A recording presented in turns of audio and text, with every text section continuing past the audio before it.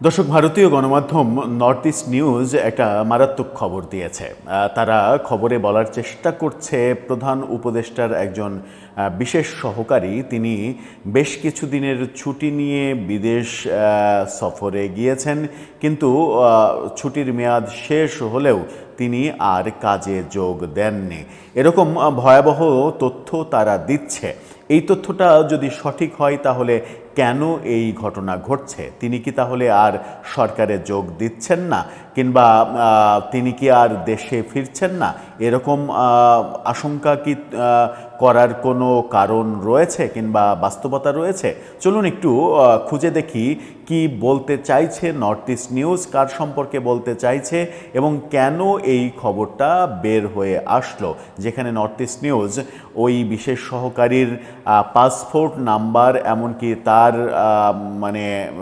সহধর্মিনীর passport number, যে passport ব্যবহার করে তারা বিদেশ সফরে গেছেন, সেই নাম্বার পর্যন্ত দিয়ে দিয়েছে। তার মানে মনে হচ্ছে তাদের এই রিপোর্টটা বেশ বড় অনুসন্ধানী রিপোর্ট। কি বলছে তারা? চলুন একটু খুঁজে দেখি। কারণ তার নানাভাবে যখন চাপের মধ্যে রয়েছে, একদিকে গণভোট, জুলাই সনদ বাস্তবায়ন নিয়ে নিজেদের মধ্যেই এক ধরনের বিভেদ চরমে উঠেছে, অন্যদিকে আওয়ামী লীগের নেত্রী শেখ হাসিনার বিচারের রায়কে কেন্দ্র করে আওয়ামী লীগের বিভিন্ন কর্মসূচি, সেগুলো ঠেকানোর এক ধরনের প্রচেষ্টা, একটা বড় আয়োজন, সব মিলিয়ে সরকার যখন এসব সামলাতে ব্যতিব্যস্ত এবং এইসব আইনশৃঙ্খলা পরিস্থিতি সামলানোর দায়িত্ব যেন ভাগাভাগি করে নেওয়া যায়, তার জন্য প্রফেসর ইউনূস যখন স্বরাষ্ট্র মন্ত্রণালয়ে নিযুক্ত করেছিলেন তার বিশেষ সহকারী খোদাবক্স চৌধুরীকে, তখন তার সম্পর্কেই নর্থ ইস্ট নিউজ এই খবরটা দিচ্ছে। তারা তাদের শিরোনামে যেটা বলছে সেটা হচ্ছে যে Yunus aide in Bangladesh home ministry has not rejoined work a week after leave to US got offer. যে কথা তারা বলার চেষ্টা করছে সেটা হচ্ছে যুক্তরাষ্ট্রে ছুটি শেষ হওয়ার এক সপ্তাহ পরেও কাজে যোগ দেননি বাংলাদেশ স্বরাষ্ট্র মন্ত্রণালয়ের ইউনূসের সহকারী। প্রধান উপদেষ্টা মোহাম্মদ ইউনূসের বিশেষ সহকারী খোদাবক্স চৌধুরী 24 অক্টোবর থেকে 9 নভেম্বর পর্যন্ত ছুটিতে ছিলেন, কিন্তু 10 নভেম্বর তিনি কাজে যোগ দেননি, যার ফলে তিনি অন্তর্বর্তীকালীন সরকারের জন্য কাজ চালিয়ে যাবেন কিনা তা নিয়ে জল্পনা কল্পনা শুরু হয়েছে। তাদের ভাষ্য এটা। মার্কিন যুক্তরাষ্ট্র সফর সহ 17 দিনের ছুটির মেয়াদ শেষ হওয়ার 7 দিন পরও বাংলাদেশের অন্তর্বর্তীকালীন সরকারের প্রধান উপদেষ্টা মোহাম্মদ ইউনূসের বিশেষ সহকারী খোদাবক্স চৌধুরী এখনও কাজে যোগ দেননি। চৌধুরীর অনুপস্থিতি দেশের রাজনৈতিক নেতৃত্ব এবং নিরাপত্তা ব্যবস্থার মধ্যে উদ্বেগের সৃষ্টি করেছে, যদিও লেফটেন্যান্ট জেনারেল জাহাঙ্গীর আলম চৌধুরীর নেতৃত্বে স্বরাষ্ট্র মন্ত্রণালয়ের পক্ষ থেকে সম্পূর্ণ দায়িত্ব পালন করা হচ্ছে, যিনি প্রাক্তন পুলিশ মহাপরিদর্শককে বেছে নিয়েছিলেন। এই তথ্যও তারা দিচ্ছে। স্বরাষ্ট্র মন্ত্রণালয় এমন কোনো আদেশও জারি করেনি যেখানে বলা হয়েছে যে মন্ত্রীর পদমর্যাদা ভোগ করা চৌধুরী তার ছুটি বাড়িয়েছেন, অর্থাৎ খোদাবক্স চৌধুরী তার যে ছুটি বাড়িয়েছেন এরকম কোনো তথ্য পাওয়া যায়নি। তাহলে কেন তিনি কাজে যোগ দেননি, সেটা একটা বড় প্রশ্ন। নর্থ ইস্ট নিউজের হাতে আসা সরকারি নথি থেকে দেখা যায় যে চৌধুরী সেপ্টেম্বরের দ্বিতীয় সপ্তাহে ছুটির জন্য আবেদন করেছিলেন। এরপর 15 সেপ্টেম্বর বাংলাদেশ স্বরাষ্ট্র মন্ত্রণালয় একটি বিজ্ঞপ্তি জারি করে যে সরকার মোহাম্মদ খোদাবক্স চৌধুরীর অনুকূলে বহি বাংলাদেশ ছুটি, অর্থাৎ বিদেশ যাওয়ার ছুটি অনুমোদন করেছে এবং তিনি 24 অক্টোবর থেকে 9 নভেম্বর পর্যন্ত টেক্সাসের অস্টিনে ভ্রমণ করবেন। পাসপোর্ট নাম্বারও এখানে দিয়ে দেওয়া হয়েছে, আমরা সেই পাসপোর্ট নাম্বার বলতে চাই না। ছুটিতে থাকাকালীন সময়ে চৌধুরী স্থানীয় মুদ্রায় তার বেতন ভাতা গ্রহণ করতেন এবং এর কোনো অংশই বৈদেশিক মুদ্রায় গ্রহণ করা উচিত নয়, তেমনটাও বলা হচ্ছে। সরকারি আদেশে বলা হয়েছে যে চৌধুরী এই সফরের সমস্ত ব্যয় বহন করবেন, অর্থাৎ ব্যক্তিগত সফর তার, এই সফরে তিনি নিজে তার ব্যয় বহন করবেন। চৌধুরীর স্ত্রী ফয়জুন্নেসা বেগম, যার বাংলাদেশি পাসপোর্ট নাম্বার সেটাও বলতে চায় না, তিনি তার সাথে মার্কিন যুক্তরাষ্ট্রে যাবেন, এরকমটাই তখন খবর ছিল। কিন্তু এখন সচিবালয়ে কাজে যোগদানের এক সপ্তাহ পর চৌধুরী, যিনি নিজে জুন 2008 থেকে এপ্রিল 2010 পর্যন্ত আফগানিস্তানে জাতিসংঘ সহায়তা মিশনে সিনিয়র পুলিশ উপদেষ্টা হিসেবে দায়িত্ব পালন করেছিলেন এবং 31 অক্টোবর 2006 তারিখে তাকে র্যাপিড অ্যাকশন ব্যাটালিয়ন র্যাবের মহাপরিচালক হিসেবে স্থানান্তর করা হয়েছিল। 2006 সালে 2 নভেম্বর তিনি পুলিশের মহাপরিদর্শক হিসেবে পদোন্নতি পান। চৌধুরী 2009 সালে স্বেচ্ছায় অবসর গ্রহণ করেন, অর্থাৎ আওয়ামী লীগ সরকারের আমলে তিনি চাকরি করেননি। 2024 সালের 10 নভেম্বর ইউনূসের বিশেষ সহকারী হিসেবে নিযুক্ত হওয়ার পর চৌধুরীকে লেফটেন্যান্ট জেনারেল জাহাঙ্গীর আলম চৌধুরীর সাথে কাজ করার জন্য স্বরাষ্ট্র মন্ত্রণালয়ে পাঠানো হয়।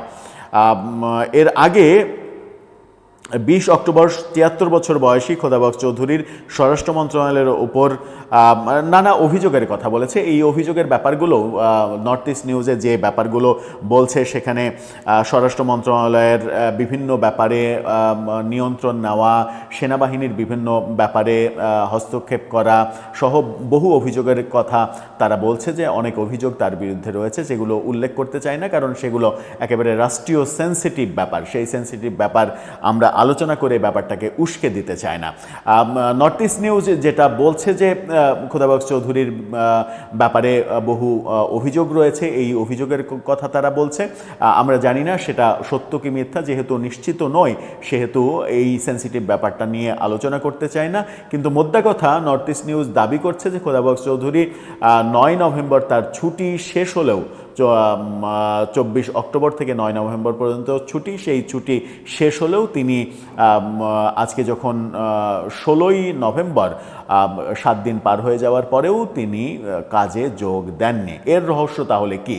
তিনি যদি সত্যিই কাজে যোগ না দিয়ে থাকেন, নর্থ ইস্ট নিউজে যিনি এই রিপোর্টটা লিখেছেন, নিউজটা করেছেন, চন্দন নন্দী তার নাম। চন্দন নন্দীর বিভিন্ন রিপোর্ট বিভিন্ন সময়ে আমরা দেখেছি, তিনি তেমন কোনো ভুয়া নিউজ সাধারণত করেন না, এরকমটা আমরা কিন্তু দেখেছি। অর্থাৎ তিনি যখন যে নিউজটা দিয়েছেন, এমনকি সেনাবাহিনীর অভ্যন্তরেও অনেক কথা বলেছেন, ভারতীয় সেনা বাহিনী থেকে সফরে আসার ব্যাপারে, বাংলাদেশ সফরে আসার ব্যাপারে অনেক আগে তিনি তথ্য দিয়েছিলেন, সেগুলো মিলে গিয়েছিল। সেনা প্রধানের বিদেশ সফর, সৌদি সফর বাতিল নিয়ে তিনি কথা বলেছিলেন, ভারত সফর বাতিল নিয়ে আগাম পূর্বাভাস দিয়েছিলেন, সেগুলো সবই কিন্তু ফলে গিয়েছিল।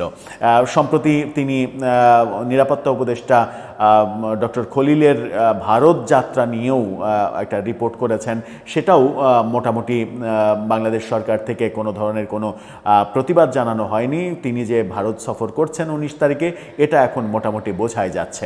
সব মিলিয়ে চন্দন নন্দী মানে যেহেতু কোনো ফলস নিউজ তেমন একটা আমাদের চোখে পড়ে না, সেই কারণেই তার এই নিউজটার উপরে আস্থা রাখা হয়তো যেতে পারে।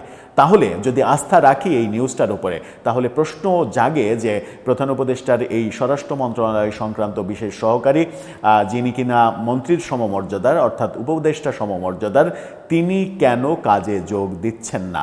তাহলে কি তিনি আর সরকারে থাকতে চাচ্ছেন না, কিংবা তাকে কেন্দ্র করে তার ব্যাপারে একটি রাজনৈতিক দলের আপত্তিও রয়েছে? একটি রাজনৈতিক দল তার ব্যাপারে কয়েকদিন আগে আপত্তি জানিয়েছিল যে তিনি কোনো একটা রাজনৈতিক দলের পক্ষে বায়াসড হয়ে কাজ করছেন। সেরকম আপত্তির মুখে তিনি কি সিদ্ধান্ত নিয়েছেন যে তিনি আর এই সরকারে যোগ দেবেন না? সেটাও হতে পারে।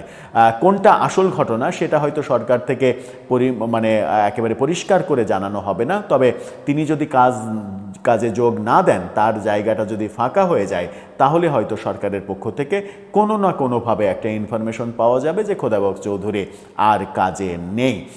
আমরা কয়েকদিন আগেই, 2 দিন আগেই দেখলাম যে ডক্টর আলী রিয়াজকে প্রধান উপদেষ্টার বিশেষ সহকারী হিসেবে নিয়োগ দেয়া হয়েছে এবং সেই খবরটা কিন্তু পুরাতন খবর না, মোটামুটি নতুন খবর, 2 দিন আগের খবর, যখন কিনা খোদাবক্স চৌধুরী কাজে যোগ দেননি।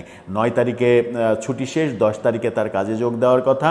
আমরা আলী রিয়াজের খবরটা নিয়ে আলোচনা করেছি জাস্ট 2 দিন আগে। সুতরাং এমনও হতে পারে যে খোদাবক্ত চৌধুরী থাকছেন না, সেই কারণে বিশেষ সহকারী হিসেবে একজনের জায়গা ফাঁকা হচ্ছে, সেই জায়গায় ডক্টর আলী রিয়াজকে ঢুকিয়ে ফেলা হলো কিনা সেইটা মেলানোরও একটা ব্যাপার থাকতে পারে। জানি না কি হবে, তবে আমরা প্রত্যাশা করব যে এরকম পত্রিকায় নিউজ হয়ে গসিপ তৈরি করার চাইতে সরকারেরই ব্যাপারটা পরিষ্কার করা উচিত।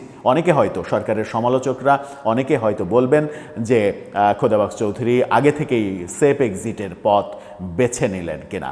আমরা সেই সমালোচনা করতে চাই না, আমরা সেই বাঁকা পথে বাঁকা কথা বলতেও চাই না, আমরা শুধু বাস্তবতাটা জানার প্রত্যাশা রেখেই শেষ করতে চাই।